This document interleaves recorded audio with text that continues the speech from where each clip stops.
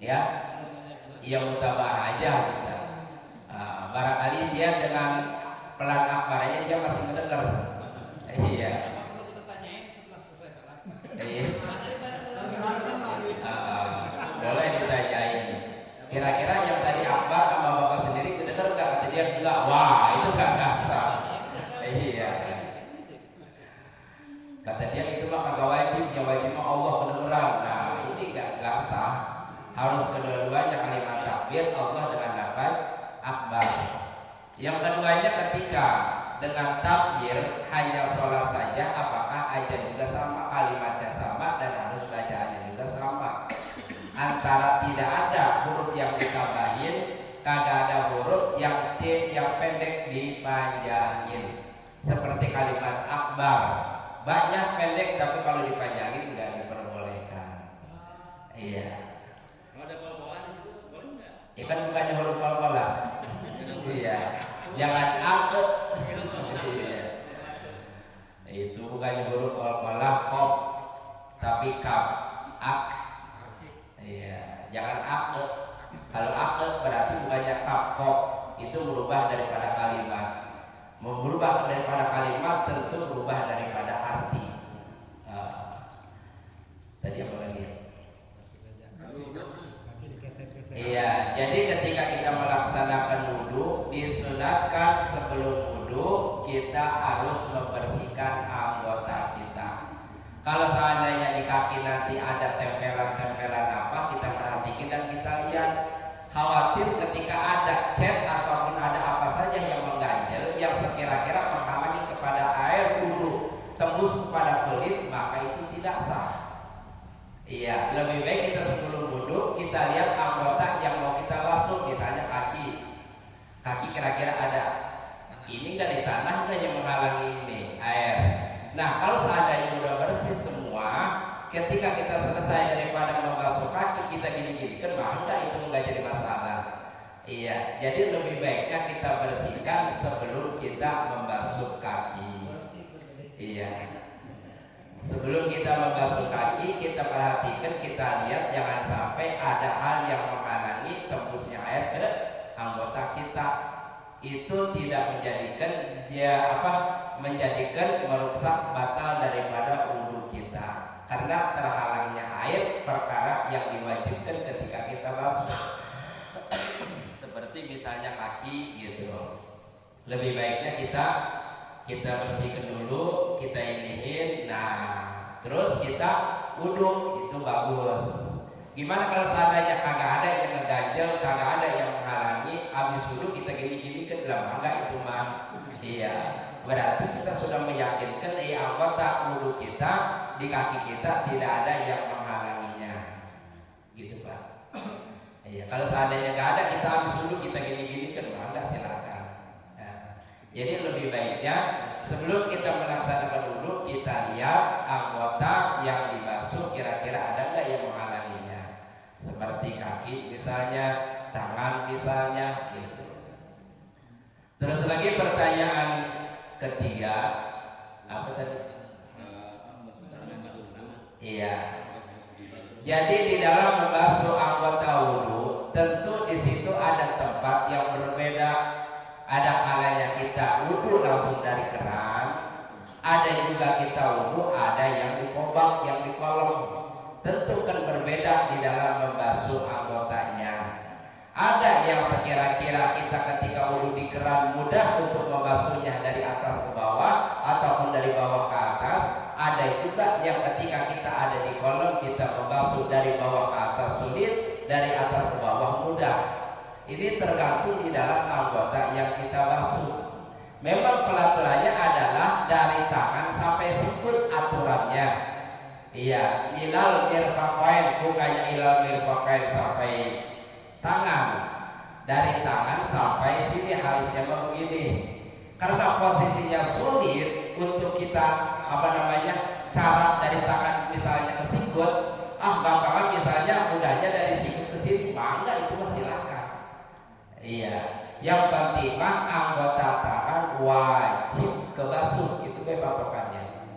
Iya, memang ada ulama harus dari tangan kemari, betul. Ada ulama yang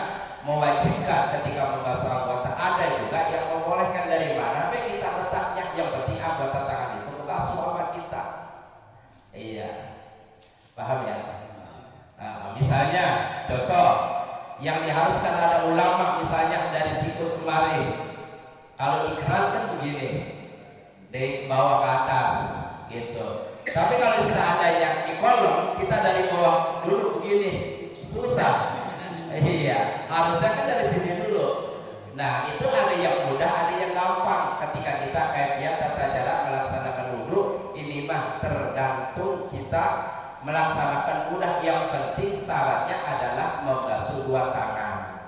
Iya, merata dalam arti sampai merata yang kita basuh di dalam tangan kita. Jadi intinya mau dari depan dulu ke bawah mangga, dari bawah dulu ke depan juga silakan. Yang penting mudah kita laksanakannya. Ya, ada lagi saudara? Gitu masih jadi Iya, silakan ya. Oh iya silakan.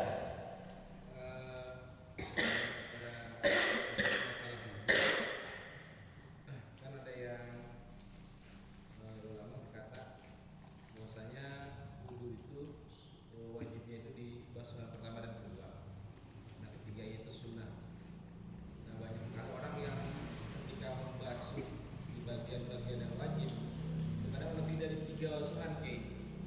Nah apakah itu termasuk pada golongan orang yang mubadir yang menghambur-hamburkan air atau tidak seperti itu. Terus kemudian kita aja dulu kayak Ya.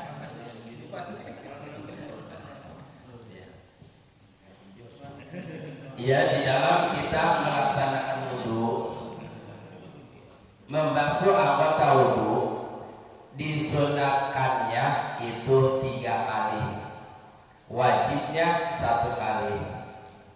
Ketika kita kurang dari 3 kali makruh, lebih daripada 3 kali makruh. Kalau air kita pribadi sendiri, air di sumur kita boleh kita bikin dengan uang kita, listrik yang kita bayar dengan uang kita, kita wudhu lebih dari 3 kali makruh. Tapi kalau kita wudhu lebih dari 3 kali menggunakan air wakaf seperti masjid, itu hukumnya haram, bukannya makruh lagi. Iya, paham ya?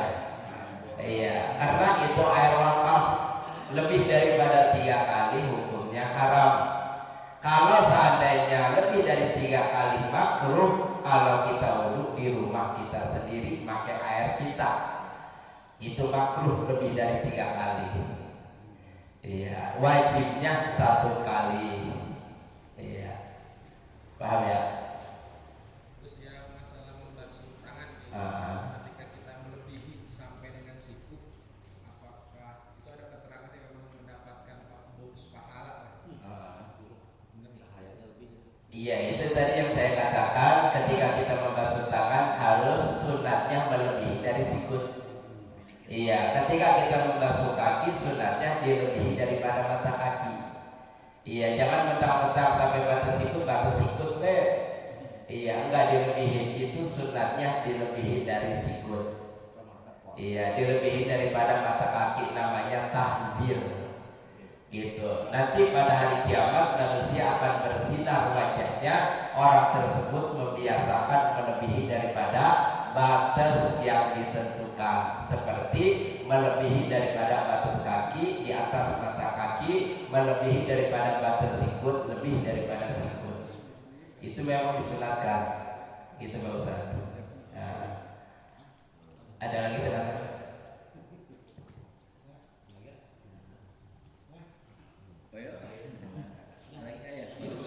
Ya silakan. Untuk wudhu kan itu 3 kali dari kanan dulu, kemudian 3 kali juga kiri. Apakah memang harus kanan dulu 3 kali, kemudian kiri 3 kali, atau memang boleh juga kanan dulu sekali, terus kiri sekali, terus kanan kiri? Iya, kanan kiri. Iya.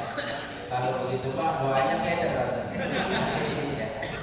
Ini doa udah ke kiri doa udah ke kanan. Iya. Telinga biasanya Jadi satu-satu kanan dulu kita rapikan, beres daripada kanan baru ke kiri. Iya, tangan kanan doanya beda, tangan kiri doanya beda. Ya kalau misalnya kanan belum udah doanya, disambung sama kiri, kiri belum udah doanya, disambung sama kanan, lah mana yang benar. Iya. Jadi intinya kita laksanakan yang kanan dulu. Dalam arti di dalam fikih namanya tayammum. Itu disunatkan ketika hal yang baik diawali dari kanan. Kata Rasulullah, dari kanan dulu, selesai daripada kanan baru kita ke kiri.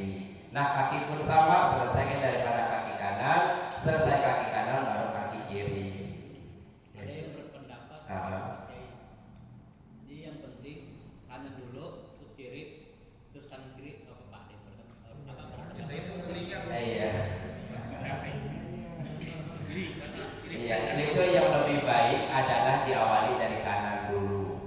Nah, kalau seandainya ada kanan, ada kiri, kanan kiri, wah itu bisa hilaful aula pendapatnya.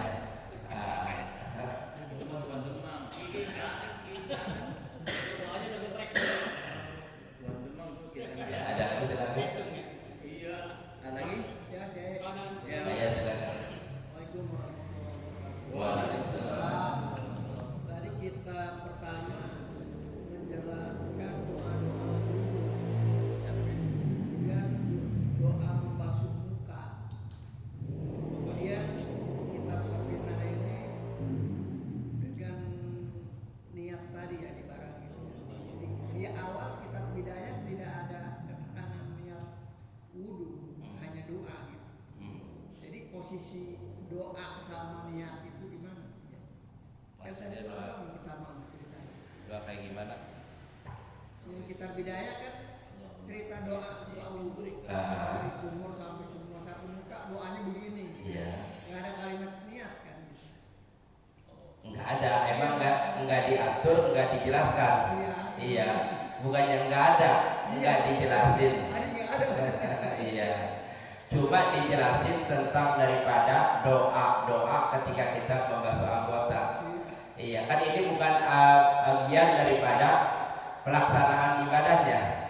Ya sunat ketika kita ada di dalam ibadah maka kita baca doa seperti itu. Jadi bukan kaifiat tentang daripada syaratnya wudu harus niat. Nah ini nggak ada di bidayah mah. Hanya penjelasan tentang anjuran di dalam masalah ibadah. Nah kalau kita misalnya ke kumur apa doanya, ke kocok apa doanya, nah disinilah diatur tentang daripada doa-doa, enggak diatur tentang daripada niat. Sekarang doa dan niat gimana posisinya waktu membasuh? Yang wudhunya. Apa ya? Doa sama niat sama doanya itu mana? Iya, arti daripada niat adalah qasdul fi'li muqtarinan bi fi'lihi. Dalam arti yang namanya niat itu harus dibarengkan dengan pekerjaannya. Ketika kita ambil air, nah posisi udah terkena, baru di situ letaknya kita niat. Itu. Jangan kita misalnya air belum kepegang kita udah niat, itu salah.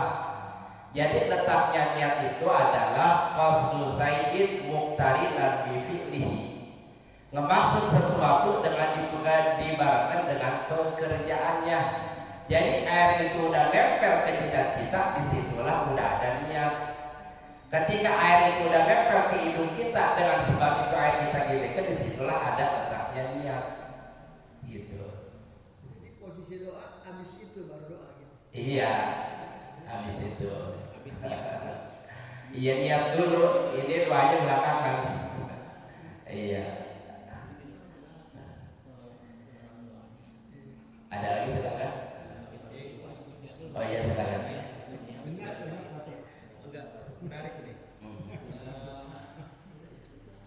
Kan jejamkan wudhu ini hadirnya kan dari Imam Ghazali yang memang bagi Rasul sendiri di dalam kitab Bukhari pun tidak ada penjelasan tentang jejamkan wudhu.